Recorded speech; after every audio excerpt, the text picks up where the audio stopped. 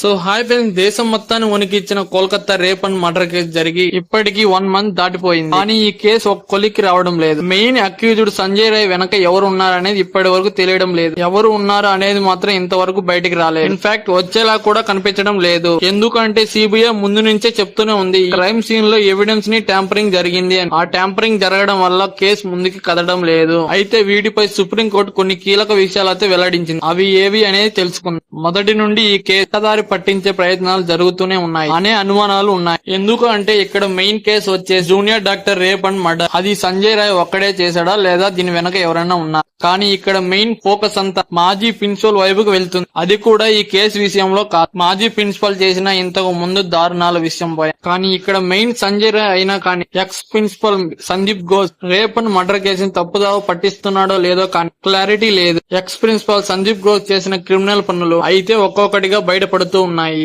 RG Kar form deputy superintendent అయిన doctor అత్తరాలి 2023లోనే Sandeep Ghosh administration పై కొన్ని కంప్లైంట్లు చేయడం జరిగింది. కానీ కోల్కతా పోలీసులు ఈ కేసుల్ని పెద్దగా సీరియస్ గా తీసుకోలేదు.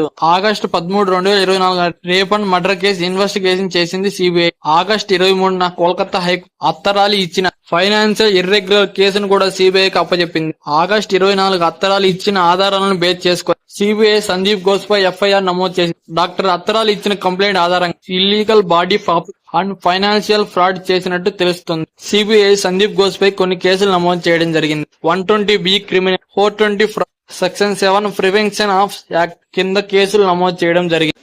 ఆ తర్వాత CBI Sandeep Ghosh polygraphic test చేయడం జరిగింది. ఈ టెస్ట్ లో సందీప్ ఘోష్ ఏ విషయాలను బయట పెట్టలేదు ఈ కేసుకు సంబంధించి.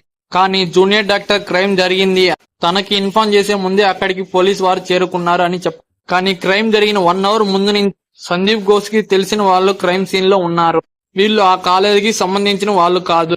సో వీళ్ళు ఎందుకు వచ్చారు క్రైమ్ సీన్ లోకి అని సిబిఐ వారు సందీప్ ఘోష్ ని ప్రశ్నించారు. కానీ మర్డర్ జరిగిన ఒక్కరోజు తర్వాత సందీప్ క్రైమ్ సీన్ ఆనుకొని ఉన్న టాయిలెట్స్ ని రిపేర్ చేయాలని లెటర్ అయితే రాశాడు. PWD వాళ్ళకి ఇన్స్ట్రక్షన్ ఇచ్చాడంట. మరి ఎందుకు ఇచ్చాడో తనకైతే మనకు ముందు నుంచే కొన్ని అనుమానాలు ఉన్నాయి. ఈ కేసు వెనక ఎవరో ఉన్నారు, దీని వెనకాల నుంచి ఎవరో నడిపిస్తున్నారని ముందుగా నుంచే మనకు అర్థమవుతూ వస్తుంది. చాలా క్లారిటీగా అర్థమవుతుంది ఎవిడెన్స్ ని ట్యాంపరింగ్ చేశారు. జైల్లో ఉన్న సందీప్ రాయ్ కూడా కొన్ని రోజుల వరకు ఈ హత్య నేనే చేశానని ఒప్పుకున్నాడు. కానీ కొన్ని రోజుల క్రితం నుంచి ఆ క్రైమ్ నేను చేయలేదు, దీని వెనక వేరే వాళ్ళు ఉన్నారని చెప్తున్నాడు. ఆ రోజు నైట్ హాస్పిటల్ లోకి వచ్చేయడానికి ఆ అమ్మాయి చనిపోయి ఉంది.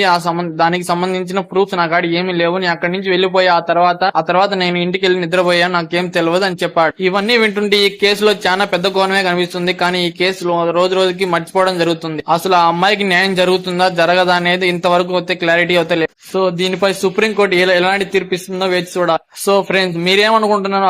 అసలు ఈ రేప్ అండ్ మర్డర్ కేసులో న్యాయం బయటకు వస్తుందా రాదా అనేది కింద కామెంట్ సెక్షన్ లో కామెంట్ చేసేయండి. స్టార్టింగ్ నుంచి వీడియో చేయాలనుకుంటే కింద కామెంట్ సెక్షన్ లో ఎస్ అని కామెంట్ చేయండి. మనం మొదటి నుంచి ఏం జరిగిందో కనుక్కుందాం. సో ఇది ఫ్రెండ్స్ మన వీడియో నచ్చినట్లయితే సబ్స్క్రైబ్ చేసుకొని బెల్ ఐకాన్ ఆన్లో పెట్టుకోండి. థాంక్యూ.